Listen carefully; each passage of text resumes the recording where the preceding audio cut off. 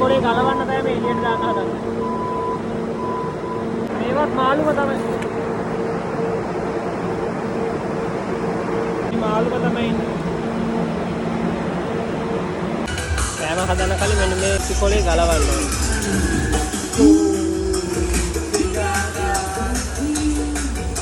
ඒකත් එක මැෂින් එකට දාන්න නෑ මාළු කෑමට.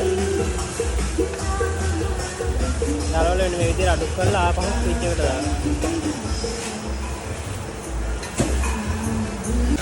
ඒ ගලවන ඉටකොල ටික හොදලා තමයි බෑග් එකට දාන්න. නැත්නම් කුණු ගිනියන වාහනේ ගෙනියන්නේ මේ මාළු ගලට.